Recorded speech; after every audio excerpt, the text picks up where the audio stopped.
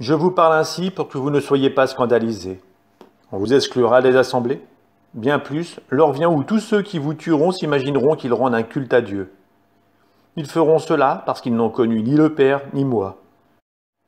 Eh bien, voici pourquoi je vous dis cela. Quand l'heure sera venue, vous vous souviendrez que je vous l'avais dit. Je ne vous ai pas dit dès le commencement, parce que j'étais avec vous.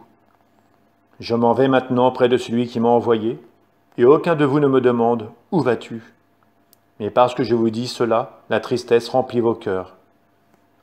Pourtant, je vous dis la vérité. Il vaut mieux pour vous que je m'en aille, car si je ne m'en vais pas, le défenseur ne viendra pas à vous. Mais si je pars, je vous l'enverrai. Quand il viendra, il établira la culpabilité du monde en matière de péché, de justice et de jugement. En matière de péché, puisqu'on ne croit pas en moi. En matière de justice, puisque je m'en vais auprès du Père et que vous ne me verrez plus. En matière de jugement, puisque déjà le prince de ce monde est jugé. J'ai encore beaucoup de choses à vous dire, mais pour l'instant, vous ne pouvez pas les porter. Quand il viendra à lui l'Esprit de vérité, il vous conduira dans la vérité tout entière.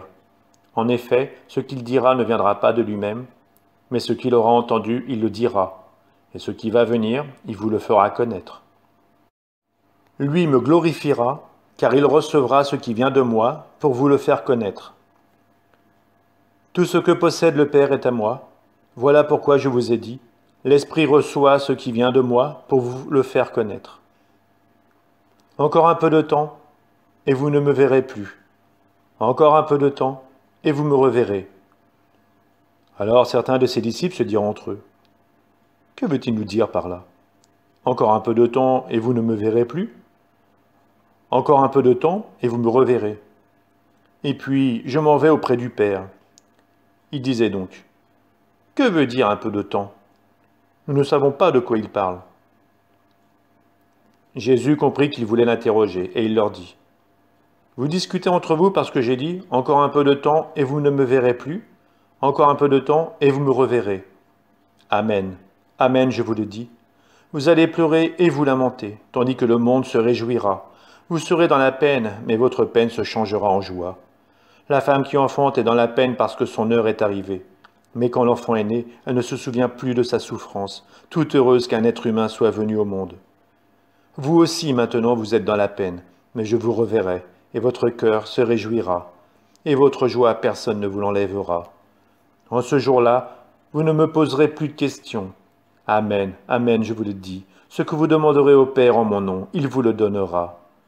Jusqu'à présent, vous n'avez rien demandé en mon nom. Demandez et vous recevrez. Ainsi votre joie sera parfaite. En disant cela, je vous ai parlé en images. L'heure vient où je vous parlerai sans images, et vous annoncerai ouvertement ce qui concerne le Père. Ce jour-là, vous demanderez en mon nom. Or, je ne vous dis pas que moi, je prierai le Père pour vous, car le Père lui-même vous aime, parce que vous m'avez aimé, et vous avez cru que c'est de Dieu que je suis sorti. Je suis sorti du Père, et je suis venu dans le monde. Maintenant je quitte le monde, et je pars vers le Père. Ses disciples lui disent, « Voici que tu parles ouvertement et non plus en images. Maintenant nous savons que tu sais toutes choses, et tu n'as pas besoin qu'on t'interroge.